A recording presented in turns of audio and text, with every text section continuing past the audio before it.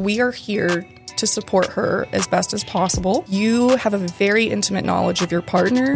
I have a very intimate knowledge of birth. Let's combine our knowledge and help her feel as supported and loved and comfortable as possible. My goal at the end is not like, oh, my doula was so great. It's holy crap, like my husband was a superhero and he just took such good care of me. Like I want her to go be able to brag to her friends and say how amazing you were. We're back. It's the Best of Midland Texas Podcast. I'm Ryan Shewchuk. This is my wife, Terra Avery. That's me. And today, listen, if you're trying to conceive, have a baby, or if you're pregnant, or if you just had a baby, you're in luck. We have Chloe Adams Gibbs, who is a birth and postpartum doula. Yes. Is that correct? And a birth instructor. So everything birth. Let's just get into it. Yeah, I'm down. Thanks for coming on the show. Thank you guys for having me. I'm so excited. Yay. We're excited because, listen, I've never given birth before. What? And I didn't know what a doula was. It's okay. Most men don't. Oh, good. So. Okay, good. You're in luck. If you don't know what a cervix is, you might learn today. Spoiler alert, it's not how you order a beer in Spanish.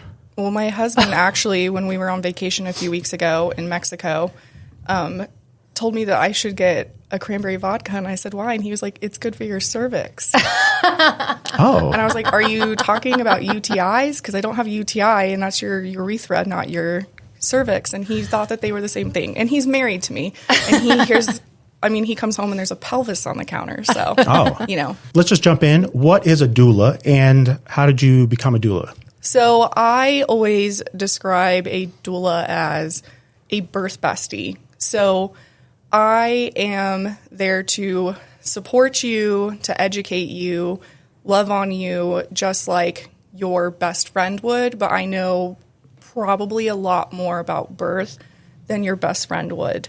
So I am there to basically help you have an amazing birth, no matter how that looks for you. So if you're like, I want drugs, then I will be there for you, and we will make sure we move you around as much as possible. And if you want a natural birth, then I can be there for that. And how did I become a doula? Yes. Let's go back to when I was 7 years old. My mom had a precipitous labor on our couch, which means that the labor moves really, really fast. Okay. Which you would think would be a good thing, but it can be like very overwhelming. I bet. So she had no indication that she was going to give birth that day or be in labor or anything.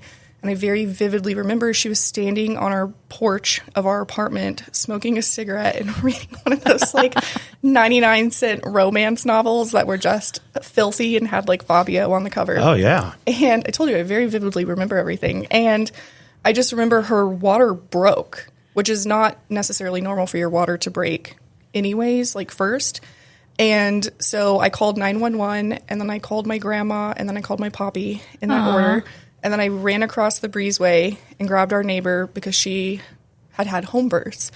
And I grabbed her, and before the ambulance even got there, my mom delivered, and I helped catch my sister. Holy cow. And then while our neighbor was taking care of my sister, I held taking care of like the placenta and things like that. I held my sister, completely like covered in that cheesy stuff that we call vernix and things like that. So I went off to college thinking that I was going to become an OBGYN, and then organic chemistry absolutely kicked my ass. I hate chemistry. Yeah. Give me like physics and I can like do the math, but like chemistry, no, I hated it. So I changed my major to business, like most people that, fail out of a science degree would. And I changed my major to business. I majored in marketing, and then I got a minor in finance, graduated in 2016. Honestly, I'm just kind of obsessed with women. I think they're wonderful. I don't really understand women that don't like other women. Like, I guess I kind of get it, but I don't, because that's just not like my natural. Sure. Yeah. And so I did a lot like with my own nonprofit and my podcast and a blog and like things like that. But I never, like I worked at big brands like Ashley. I was working at Facebook when I delivered my daughter. And then I just never really felt fulfilled in my work. Like I always needed those outside things to like be happy. So I got pregnant during the pandemic, and I just had like the roughest pregnancy ever. Like my esophagus collapsed during my pregnancy from acid reflux. Oh my gosh. And then I went to my 35-week appointment, and I had like bruises and this rash all over my body. And my nurse midwife was like, okay, is something going on at home? Like, is John beating you? What's going on? And I was like, no. I was like, I'm just so like itchy. And so I was like telling her just like how crazy itchy I was. And then it turned out I had this really rare disease that you can develop in pregnancy called cholestasis. So basically my body stopped being able to process bile. So my liver was just kind of like not doing what it should be doing. Okay. I went from thinking at my 35-week appointment that I had like 7 weeks left, because realistically most first-time moms are going to go to 42 weeks. That's very natural, to 5 days. Oh my gosh. And then I had a really rough induction, and then my daughter ended up in the NICU. Aww. I had a C-section, and the only high point of any of that was my doula. Like, she was just incredible, and she really helped me feel at peace with my decision to have a C-section, because I did opt into one. Yeah. I was given 3 choices, and I was like, I'm hungry, you haven't let me eat in 42 hours. I'm ready to like meet my kid. So I ended up having a C-section, but I just really started thinking after my birth how just amazing like my doula was, and I started looking into it, and I decided last December that was like 1,000% what I wanted to do. My husband was super supportive, and so I just, like I do with everything when I'm really interested, I completely leapt in. So I'm now a certified birth doula, postpartum doula, and a certified birth instructor. So I kind of cover everything. And right now I'm working on my lactation counselor. Nice. So you're a year in, basically. Yeah. Oh, okay. Wow. Okay. So that's so cool. That's awesome. That you and like, traumatic. Yeah. You found. Yeah. Well, that part's not awesome. Therapy has really helped. I bet. I just, kind of like found my calling through like a not so great experience, but it's been so fulfilling. Like, I really love what I do. I'm also not one of those people that I think could ever do a 9 to 5 ever again. So being a doula really works for me. Well, now you're 24 hours probably, I would imagine, right? So my schedule is really great because I can still stay at home with my daughter about 80% of the time. Okay. So really I only take about 2 to 3 births a month, and 3 is really stretching it for me, just because as a doula you always need to have a backup doula. Yeah. And my clients hire me for a very specific reason, so I never want to put them in a position where they're around someone that they're not as comfortable with, That makes and sense. something that's as vulnerable as labor and delivery. Really, like, most women give birth at like 2 a.m. Yeah. So when I'm on call, I like get those texts at like 3 a.m. like, hey, like, we're ready for you to come over, and then I'm there for however long it takes them to give birth. And thankfully, I have a really supportive family. So there's always someone there that can take my daughter to school. So what are the differences between a doula and a midwife? A midwife catches babies and can do cervical checks. If you have a precipitous labor on your living room floor, I can't catch your baby. I'm not qualified to do that. Okay. So a midwife is a medical professional who has a state board to answer to, and then a doula is a highly educated support person. So we just always work together as a team. Gotcha. Midwife is when you're also having a home birth? So it depends. So there's different types of midwives. We have 2 really amazing nurse midwives who deliver at the hospital in Midland, Betsy and Courtney. Okay. Cannot recommend them enough. If you want that more midwifery model of care, but you just feel more comfortable in a hospital setting, which I mainly do hospital births, but I think women should give birth where they feel the most comfortable giving birth, because the safer you feel, the more likely, like, you're not going to have issues with progression and things like that. And then we have several CNMs who actually work out of the hospital who are home birth midwives. And then we have several CPMs, so that's a certified professional midwife, where they didn't go to nursing school, but they just did midwifery specific school. And it's like going to medical school, but you're only focusing on women's health and birth and postpartum. Okay. We're also getting a birth center that just opened. Yeah, so it looks beautiful. Yeah. it is so, like, Courtney put her heart and soul into that thing. If you are, not necessarily comfortable with a home birth, but you don't want to give birth in the hospital, but you like that more, like, cozy, not very medicalized feel, but you still want access to interventions and things like that, the birth center is a perfect fit for you. And they won the Midland Entrepreneurial Challenge last year. Yeah. Okay. Yeah. All right. We'll link them below if you're you want to go to the birth center. Or you just want to hang out. Like, maybe I'll just go hang out there. Who knows? Their birthing tubs look... They're huge. I want They're one. Huge, yeah. Not to give birth in, but I just have for one like a that bubble at bath. home. Yeah, I have one like that at home. Just want to hang out. I had a midwife friend over at my house yesterday, and we were like joking about like home births and stuff. And I was like, I wouldn't even need a birthing tub in my house. And she was like, let me go look at your bathtub. And she was like, oh yeah, you would be so solid. You would not need a birthing tub. So choosing a hospital birth or a home birth or water birth, like what kind of factors like go into that? I think it depends on one, comfortability. So like I was literally just talking to someone this morning who was telling me that she really wants a home birth for her next, but because her husband's sister had a really bad experience with her VBAC, he wants her to give birth in the hospital. And that's given what happened to his family, that's a very real fear, you know? And I do think that dad's wishes should be considered in those things too. Because, or like your support person in general. Yeah. Because, you know, not everyone's married or like has a partner. But my husband was completely against a home birth with our first. And now he is like so on board. You can't even imagine. But I took his wishes into account because I knew he couldn't support me the way that I needed him to support me if he was so like sick with nervousness over all of the what ifs. Okay. So really and truly, I think it comes down to, do you have pre-existing conditions or something that would disqualify you from a home birth or birth center birth? Because that does happen. I know some VBACs can be done in the birth center, but some can't. So it's really just talking to the provider and seeing what they can do. Like for me with my next, I'm a homebody. Like I didn't even like staying the night at my friends' houses as a kid. Like they always came to mine. So I would just prefer to give birth in my own home. And also my husband's a chef, so the food would be better than, you know, hospital food. When I think of home births, I would think of like, Little House on the Prairie, like, you know, 1800s of home births. I think about my granny delivering. My granny was a midwife, my great-great-grandmother, and I think about her delivering all of her grandchildren. My great-grandmother, my Mima, only had one birth in a hospital, and it was a twilight birth, which is where they completely knocked women out. This was very, very common for the silent generation, so the generation before boomers. Okay. But it was very common where they would knock you out.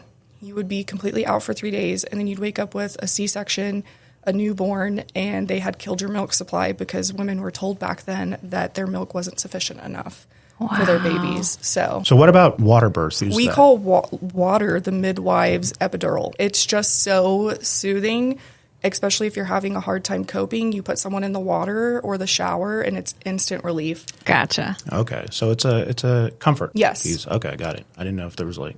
And you have to think a baby is in water for 9-10 months. Pregnancy is actually 10 months for most people. So that's just kind of like a natural reflex, and not as jolting, perhaps. Yeah. I mean, you have to think like you've been in this dark, warm place where all of your needs have been immediately met for the first 10 months of your life, and then you're born and there's bright lights, there's people, like loudness. You're like, where the hell is my mom? That's how I felt like first time coming out of the house in the pandemic. It was like bright. Everybody's wearing masks. You have to socialize. It was like, it was loud. Get me back in there. Okay, so when should you be looking to hire a doula? So for me, the earlier the better. I have people that will text me positive pregnancy test before they've even told their husbands. Oh. Yeah. Okay. And they're like, you're going to be my doula. And I'm like, cool. And then, we do a consultation 20 weeks later. But part of having a doula is having that emotional support, that educational support, and being able to pick someone's brain. I have taken people at 38 weeks. Oh, wow. But I feel like you don't get your money's worth. I think if you really want your money's worth, then the earlier the better, right? Also, I think everyone should take a birth class. Like, unless someone has had like multiple natural vaginal births, I won't take them unless they will agree to take a birth class. Okay. Just because I think that makes a huge difference. And if you're coming to me at 38 weeks, the likelihood of like you getting in a birth class is very low. Mm-hmm. So I just think the earlier the better. We don't want to like jump the gun. So I always feel like, that 19, 20 weeks is the sweet spot. Well, then you have more of an opportunity to like build that relationship with them. Yes, and a lot of my clients are people that I have known for a very long time. Yeah. So, like, one of my clients right now, or two of them actually, have known for half my life. We met at 15 years old on Dixie Dolls at Lee. Like them, like I have like a better feel for their personalities, but then other people, we don't have a personal relationship beforehand, I need to know how you cope with stress. I need to know how you want to be cared for when you're stressed.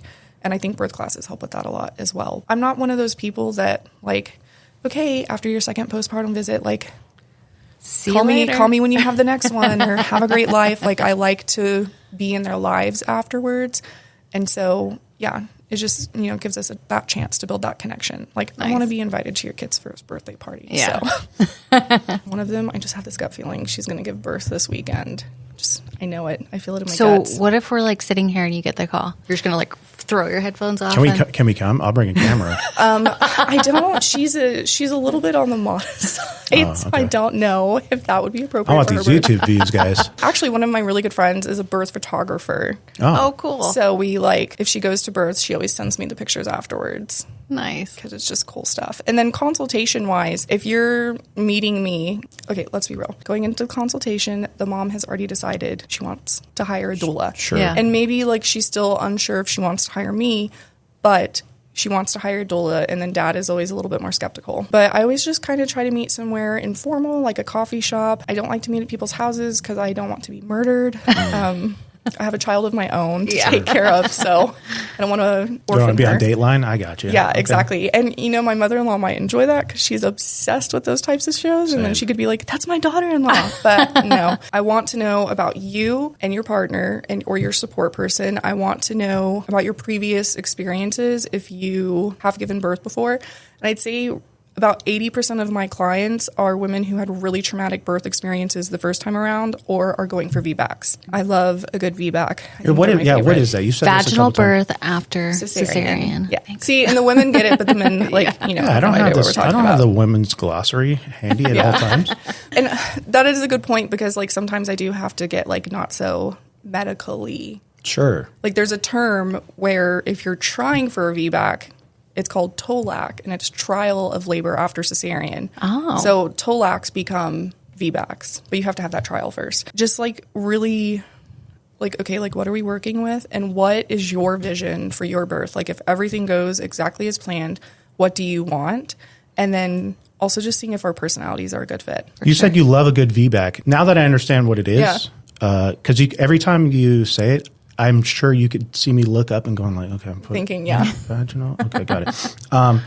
I was under the impression, again, that it wasn't good to have vaginal birth if you've already had a cesarean before. There are some factors that would not make you a good candidate. Most OBs these days are going to be doing a type of stitch that makes you a good candidate for VBAC. Also, things like working with a pelvic floor PT can up your chances of being a good candidate for VBAC. So what we're really concerned about is uterine rupture, and I believe the correct percentage is 0.01% of that happening. Okay. So it's really low. Yeah. There is still risk, but that is definitely something that you have to decide for yourself. Because 20 or so years ago, VBAC was very uncommon. Yeah, it didn't happen. Yeah. It was if you had a C-section once, you've got to get it every time. Yeah, that's what's actually interesting, maybe one of the most, maybe the only good thing about Queen Elizabeth is she actually kind of spearheaded that movement of moving towards VBACs. Yeah. She had Prince Charles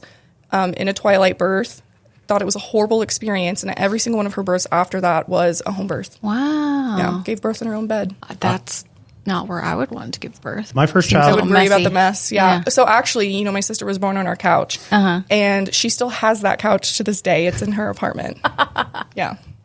The couch has been through We just kind of doused it in peroxide, and it got all the blood out, and she still has the couch, and she's 22 years old. What a great story she has. Yeah. I was born right here. Yeah, right here. She's also really dramatic, so it all just fits. What are some of the typical questions you get from fathers or birth partners? So I think up front, money. Yeah. How much is this going to cost me? And then I think really and truly at their core, most support people, especially fathers, want to know how does their place in the delivery room change with a doula there. That's like their big concern is like, I want to be involved in my baby's birth. Are they going to be like third wheel? Yeah, and they think that they're going to get pushed aside. So that's always something that I address. And like, let's be real. I have horrible arm strength.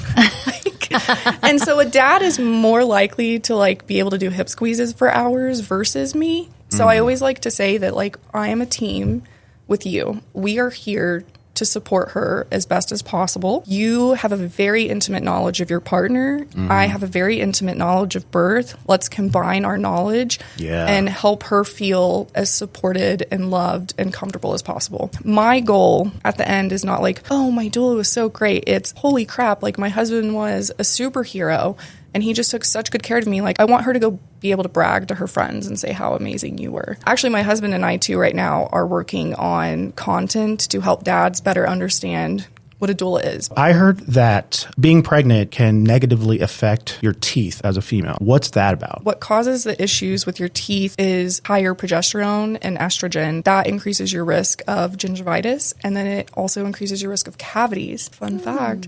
If you get cavities when you're pregnant and your baby is exposed to that bacteria, it can up their likelihood of developing cavities. You have this hormone in your body called relaxin that just increases as you get more and more pregnant. And with relaxin, it's there to help loosen the ligaments and bones in your body to help push a baby out. Oh, okay. Yeah. It doesn't know to just loosen your pelvis. So it's also going to start loosening the ligaments and bones in your mouth and make your teeth more likely to fall out, which is why it's just so important to take care of yourself, which can be really hard when you're like trying to take care of a small human. Take your prenatal. Please continue to take your prenatal because postpartum hair loss is very real. And 9 times out of 10, if someone comes to me and they're like, what do I do about my postpartum hair loss? It's because they've gotten off their prenatal and they get back on and it pretty much immediately stops. He's falling out. M. Night Shyamalan, if you're watching this. Yeah. Well, might be your next movie, bro. There is good news though. So the calcium that is leached from your bones in pregnancy, pretty much like if you don't have another pregnancy, like back-to-back pregnancies, will return back to normal after 2 years. There are some good things to pregnancy. Like if you breastfeed for a certain amount of time, your breast cancer risk goes down, which is great. Oh, cool. Oh, yeah. I have heard that. What about Tylenol, Advil, things like that? Are those things okay to take? You have to think your baby has an underdeveloped filtration system. So their kidneys, their liver, things like that are not what an adult would have. And even then, like, both of those things are really bad for your kidneys and your liver. So Advil, we absolutely do not recommend, especially after 20 weeks. Tylenol is interesting. So I have migraines, and I had horrible migraines when I was pregnant. There's new emerging research and also a class action lawsuit right now for Tylenol being linked to autism. Wow. So, but you have to take that with a grain of salt. Yeah. Okay. Because I'm neurodivergent. I have very severe ADHD. People with ADHD, especially women, are more likely to have migraines, especially in pregnancy. The link is only there if, like, it's just excessive. Like, you're doing it, like, 2 or 3 times a week your whole pregnancy, which I was because I have migraines. If someone's neurodivergent, and there's been a lot of research that suggests that autism is genetic, if someone is neurodivergent and they're having migraines, they're going to take more Tylenol. Yeah. And then they are already, like, their children are already genetically predisposed to that. Do the research and then make your own educated decision. Personally, like, the next time I get pregnant, I'm just going to, like, try and do as much natural stuff as possible. So natural stuff. Natural grocers. Here we come. Which is funny because in my birth classes, one of the ways that we learn, like, natural coping techniques if someone doesn't want to get an epidural is, okay, well, how would you treat a headache naturally? What are those things? I'm curious now. So, you know, that you have a pressure point here Okay. that can help relieve tension in your head. Also, massage. All right, so take note, guys out there, massage. Okay, it helps with headaches. It doesn't just lead to pregnancy. Okay, also helps. I also heavily recommend seeing a massage therapist while you're pregnant and a chiropractor. And if you're into it, acupuncture. Highly recommend. Body balance is so important for making sure that your baby is where they should be, because if they aren't, it can make your labor more painful and it can make it last longer. The chiropractor I recommend to people, I actually went to elementary school with him. Well, who's that? Dr. Christian at Society is who I recommend in Midland. That's where I go. Yeah, I love him. And then I grew up going to Clark Chiropractic. My grandma started me at 3 years old doing regular chiropractic, so I love them, recommend At 3? them. Mm-hmm. Wow. Yeah, I grew up in the type of family where if I got a migraine as a kid, my grandma made me do a coffee enema and then go sit in the sauna. So Yeah, very crunchy family. I love that. In Cattle, Midland. yes. Like my grandparents have a cat. I was raised by my grandparents, but they have a cattle ranch. We have chickens in our backyard. My grandma's got like 50 chickens. We always had like a big garden. So I grew up in like a really crunchy household. What's the worst pregnancy advice you've heard somebody be given? Pretty much anything a boomer has said. Okay. So this is a good story to, expand on what I'm saying. So my grandma the other day, we were sitting in the car and she was telling me, I really admire what you do. And I think it's so wonderful that you're giving these women this support because I didn't have that when I had my kids. I just had Granny and Meemaw there. And I was like, Granny and Meemaw were your doulas. Like I said, my great-great-grandmother was a midwife. And she gave birth to all of her kids at home. My Meemaw mainly had home births. So they actually knew about physiological birth, which is what we call like a natural vaginal birth. Okay. Nowadays, like my generation does not have mothers who know anything about physiological birth. The last 2 or 3 generations have given birth in the hospital. Is it just like, they weren't exposed to the kind of technology and just the advances that happen, and they were just like, it's more traditional type of advice or earlier generations, yeah. It was really at the turn of the century where things started getting really, really medicalized. Basically, if you, surprise, surprise, if you go through history, the more men get involved in women's health, the worse things get for women. So prior to the Salem witch trials in America, it was illegal for men to be in the birth space, so everyone had midwives. And then during the Salem witch trials, midwives were the main people that were killed during the Salem witch trials because, your midwife knew all your business. All of your dirty secrets. Okay. So say a midwife's brother and your cousin are having a land dispute. Well, if your baby dies or is stillborn, well, it's the midwife's fault because she did witchcraft. Yeah. So after It's the freaking Salem wild. witch trials is when men were finally allowed in women's birth spaces. And then everything has just kind of like, not to say that I don't think that men should be OBs because we have wonderful male OBs in Midland that are really just angels and they are great providers. Well, and I think that boomer generation doctors and hospitals were just blindly looked at really safe places. And if your doctor is telling you you need to have a C-section, then you're just going to go, okay, cool. And maybe it was, the birth of the internet. Because inductions are really common too. Yeah. Inductions, it's a cascade of interventions. That's like something that we actually focus on in class is I make them put on ropes. So you have to get a saline lock at the very least. Most people are going to make you be attached to a bag, but you have to get a saline lock. And then you can only sit in the bed. Like you can't move from the bed, which is horrible for progressing in labor. Yeah. Like we need move. Think about it like a ring, okay? Like if I do this and I'm just sitting there, like my ring's not going to come off. But if I'm like twisting it and moving it, my ring is going to come off more easily. And that's exactly what happens to your pelvis when you're giving birth. There's just like a cascade of interventions that happen in an induction. They haven't been able to prove that inductions heighten your likelihood of C-section, but like anecdotally, most people would say, it happens. Okay, so your social media. Yes. It's very dialed in. Now knowing that you have a marketing background makes a lot of sense. So Instagram, TikTok, YouTube Shorts. I noticed you don't have a lot there so far. I'm trying, yeah. It's the video editing. I hate editing. Okay. I hate it. I'm getting better though because in my Facebook group, I do these live interviews with local experts on things. And they're always just really cool, and I need to be uploading them to YouTube. Do you have any social media goals or sort of tactics for the new year? So I did have my first viral video on TikTok. That was fun, but it was about my Halloween costume. So that was a little, whatever. A win is a win, right? Right. But I think probably my ideal client does use social media and, some people don't and that's fine. Personally, I'm addicted. So your social media profiles are a mix of personal and business? Yes. Okay. Yeah, because I think too, if you are going to have someone in one of the most intimate moments of your life and one of the most important moments of your life, you probably kind of want to feel a little connected to them and know things about them. Plus managing multiple accounts is such a pain in the ass. I hate doing it. So, I just try to keep it all streamlined. I want people to feel connected to me because I've noticed that on TikTok is where people get exposed to me, but I convert people on Instagram. So a lot of the people that reach out to me for consultations are sliding into my Instagram DMs. Okay. Nice. That makes a lot of sense. TikTok, you're going to get probably the most views. Yeah. But as they start to see your personality or something, they'll research you and find you on Instagram. And then you said Facebook too, right? So is it Facebook because of your Facebook group and things like that? Yeah. Okay. I just repurpose my content and post it on Facebook.